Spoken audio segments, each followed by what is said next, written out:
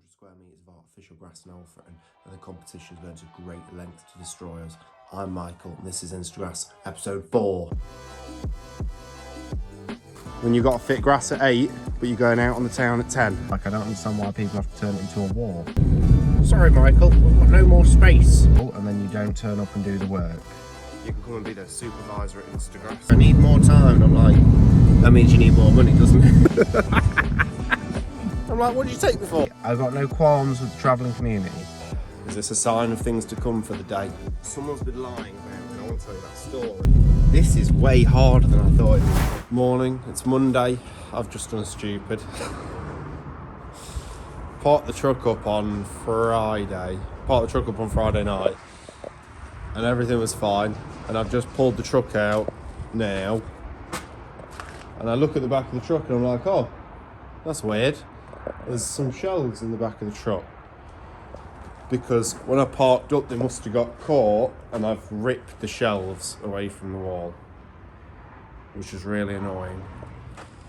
There's the whole unit is a mess and there's not enough room in here. And I came in early today, it's just after 5:30.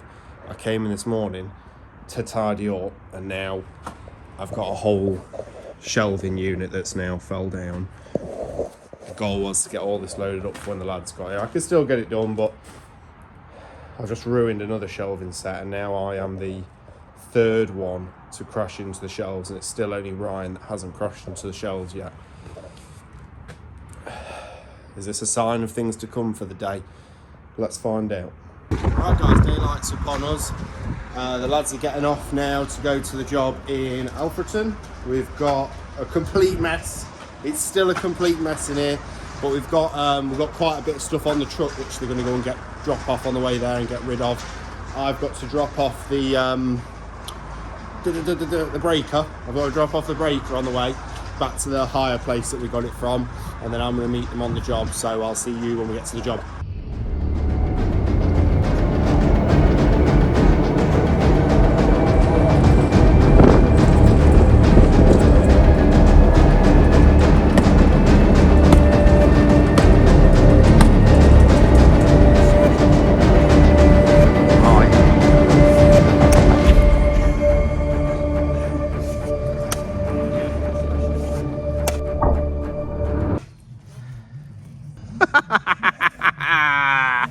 What was that?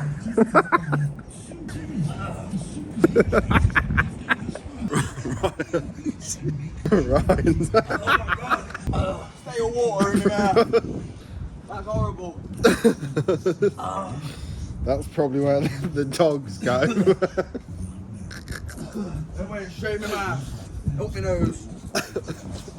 Look at the colour of it. I bet it's in my beard, isn't it? Oh, I can smell. That's in my nostril. Right, make it feel sick. That's so. You recorded the whole thing. Yes, I did. You're a horrible guy. What are you doing? Ryan's just. There was an old washing line. There's no point taking it out. He's gone to smash it with the sledgehammer. He goes, "Oh, film this in slow motion. It'll look great." So I'm like, "Okay, yeah, work it, baby, work it." As he's swinging his big hammer about, and he smacks it, and it's full of water. It's full of water, and it's gone everywhere. I did get a bit of splashback, to be fair, on me. We're here in Alfreton. Garden slicing up, lovely. Turquoise going straight through. It's always a 50-50 on these, whether it's going to go through nice or not, but Ryan's doing a good job on doing that. I'm slicing the turf up and taking it out. Noel's out in the truck at the minute picking up some more stone to bring back. We've got a load of the digging out done now. I don't know how much you can see in the sun, but it's looking pretty good. We've got all the stripes done, turf cutters all finished with. We're going to take all the rolls up that we're making and then just got to cut around the outside where the turf cutter doesn't get. And look what we've got here. We've got... When you've got to fit grass at 8, but you're going out on the town at 10. Yeah, boy. It's going all right, this one, though. Turf's coming up nice. Noel's back with his second load of stone, so we can get that round in a minute. But we're going to take 5 now, because we've got, what we've got, third of it? maybe a bit more than a third done. So we'll take a break and then I think we'll show you it when it's when we've got the turf up. What's a break? A break? You ever had a break? Not with you. No? Does no one not let you have breaks? Eh? Did no one not let you have breaks? We've never had a break. I like a break every now and again. A little bit. No, people are mentioning like snaps and stuff like that. You get a bit of snap on your break to do. Oh, no. You're on about lunch, aren't you? I didn't hear about that till like last year. I was like, what's this lunch thing people speak of?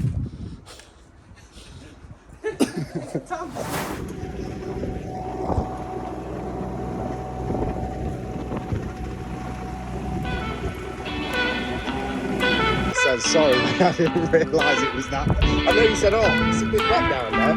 I didn't realise it was that.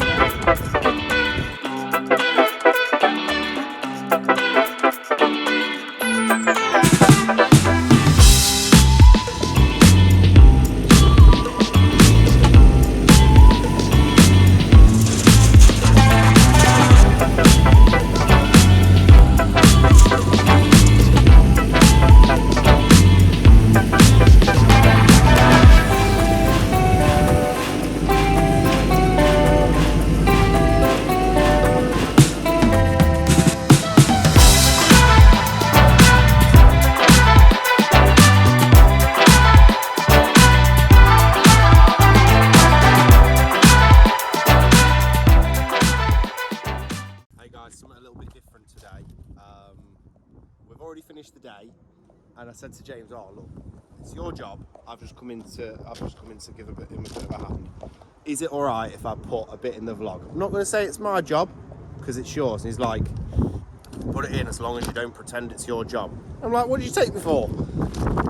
So he's got quite a big area here. We've got probably 500-ish square meters right next to the water. Beautiful place, this. Done a little bit of time on the digger. That was fun. Not going to digger for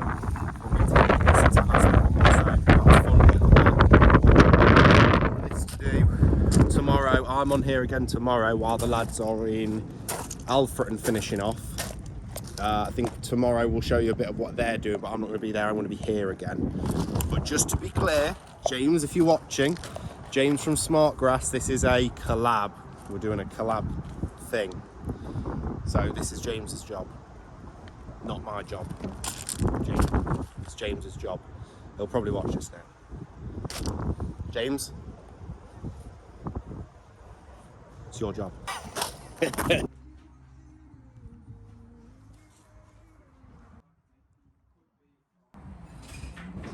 You're right, bro. Hey, what? How's it going? Not good. This is a mess. Yeah, the shelves. Not ideal. That was me. I've got you at this. It's Thursday. We're back in Alfreton. I've not been with the guys this last couple of days. I've been on that job with James. That I did make sure that in the last clip you saw, it's James's job, not my job. We're gonna fit a couple of rolls of this artificial grass, and if you watched the end of last week's video, someone's been lying about me, and I want to tell you that story. There's a bit more to the story. We're going to get a couple of these rolls fit down, and then we'll have a little chat. I'll set the time-lapse camera up in a minute.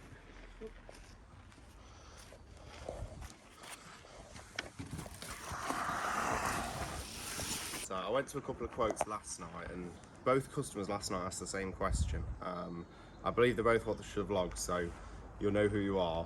I went to the first quote, and the customer said, "Oh, what are the lads like? Can they be left on their own on the job?" And I'm like, "Yeah, of course they can be left on." What do you mean? What? I'm like, what? I'm like, what do you mean? Can they be left on their own? He's like, "Oh, you know, some tradesmen, they you know, the boss has to be there, otherwise, you know, the lads don't know what they're doing and nothing gets done." And I actually thought back, and that was me, like 5-6 years ago, where, especially when you're first starting out, or some guys do this forever, where as long as someone's got arms and legs, you can come and help out for the day, no problem. Yes, you can come and be the supervisor at instaGrass, no problem. But I thought it was a really interesting question, and I hadn't really thought about it, but it makes perfect sense, because that's exactly where I was 5 or 6 years ago, where I would have to be here all day, every day, to make sure things were being done right and no one was doing anything stupid. But now we do have guys that know what they're doing, and half the time we'll be like, I'm here fitting today. By a certain time in the day, Noel will be like, "Oh, can you just go and do a quote? I don't even want you here. I'll just let me finish it on my own, and you go and do something and stop bothering me." So I thought it was a funny little story.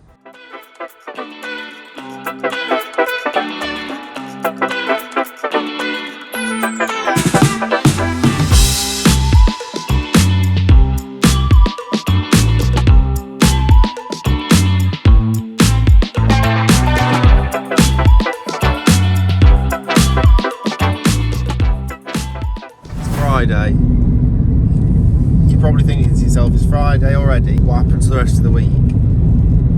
Monday, all three of us were on Alfreton. We got dug out, got it all done, all the digging out done, got some stone down. Tuesday, Noel and Ryan were in Alfreton again. I was on the job with James, on his job. Wednesday, same again, I was with James. The lads were both at Alfreton getting that finished. Oh no, they weren't. Ryan was off ill Wednesday, so it was Noel on his own, so he didn't get finished. So plans yesterday, Thursday, I had to go back and finish with Noel that time lapse that you've just seen now. And you're thinking to yourself, Michael, you told me that you were going to be telling me a story, and it was a really important story. I'm excited for the story time, because story time with Mike is my favourite part of the week. I know it is. But I've just been into D&J this morning to pick up some timber.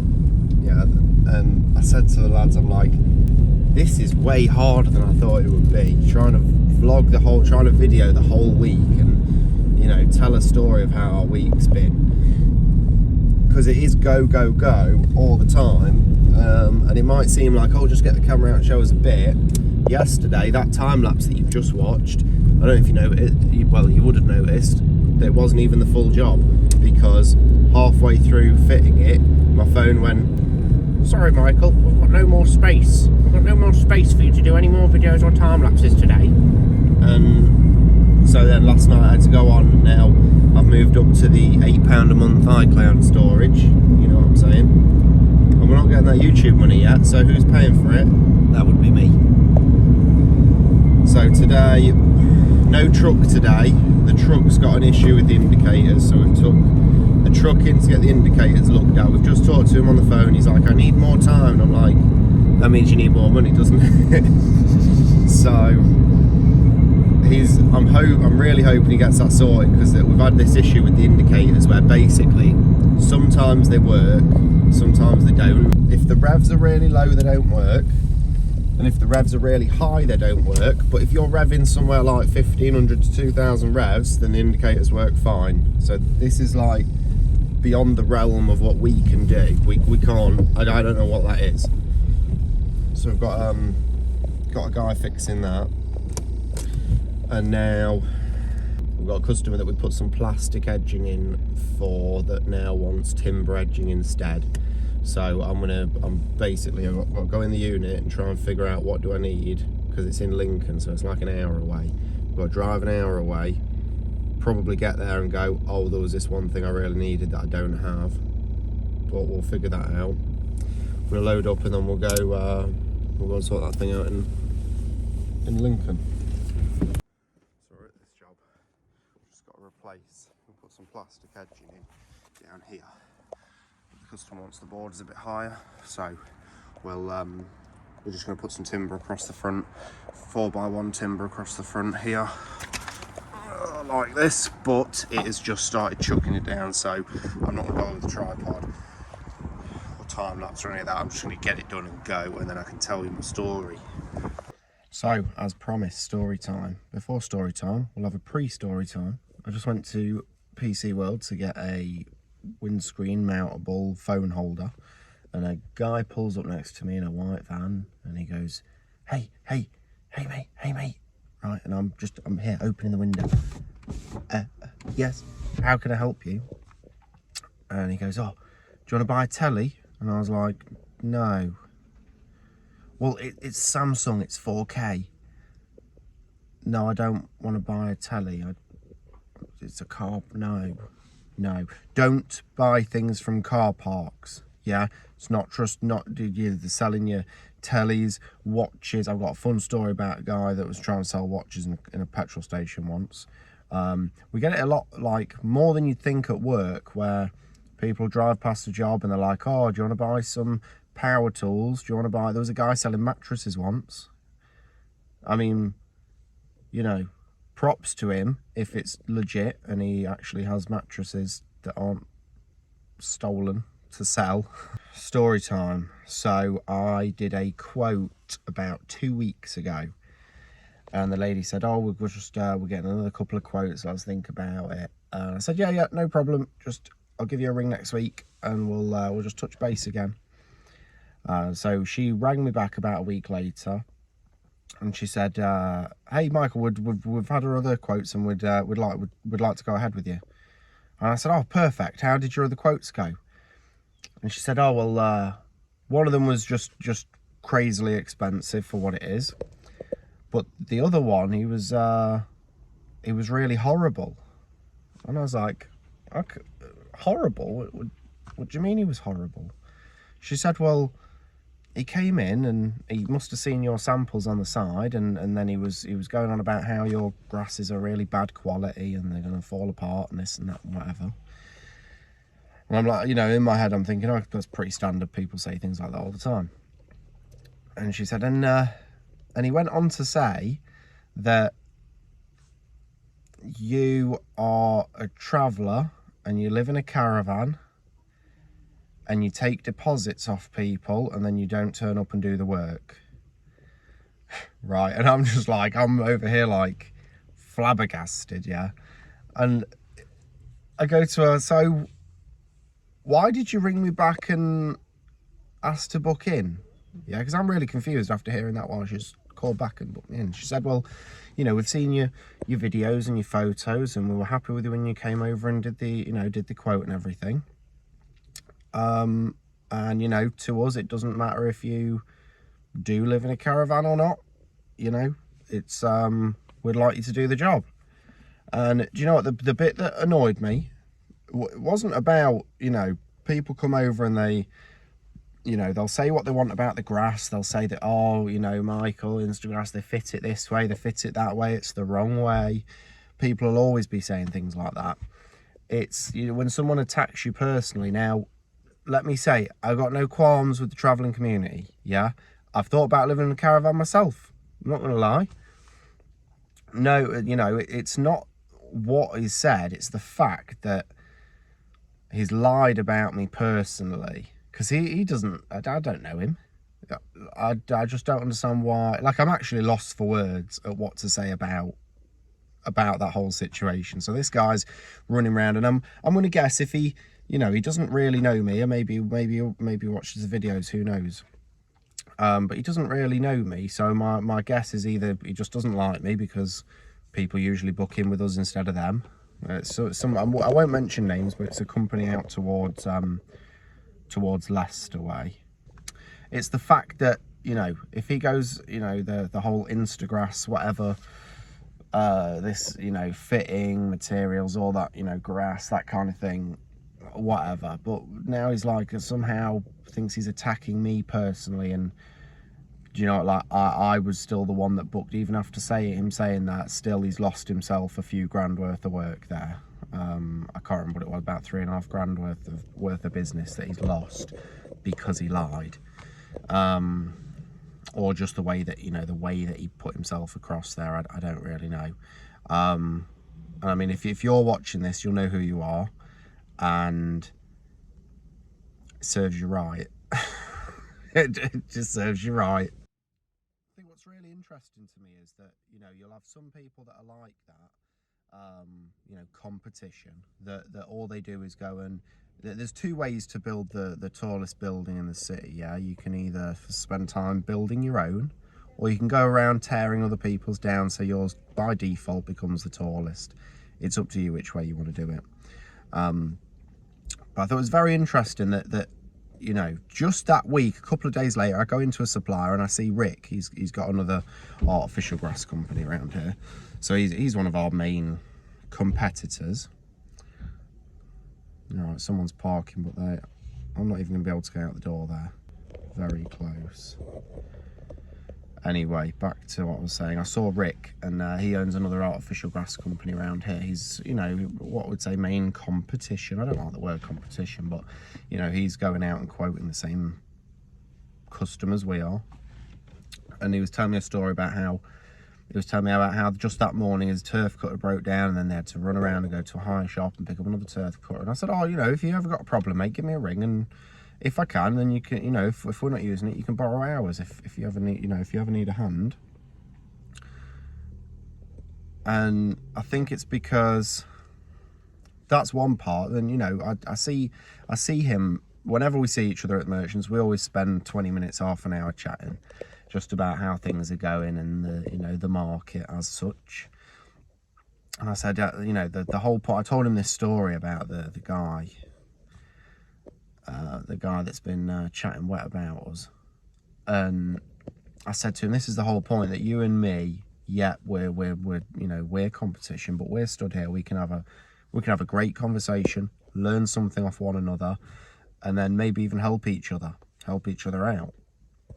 You and me see it as that there's enough cake for everybody to have a slice, whereas this other guy, you know, doesn't see it that way. And then a couple of days after that, again, James rang me from instaGrass, you know, where it was James's job, not my job. He rang me and said, oh, I've got this massive job on. Have you got a couple of days you could spare to come and give us a hand? And it's the same situation again with him, that, like, I don't understand why people have to turn it into a war. Like, it's if the only way that you can book a customer in is by making every other company seem no good, then you need to either work on how well you're doing your current jobs, because you're not getting referrals, or you need to work on your sales tactics, because they are not up to par if that's what you're doing.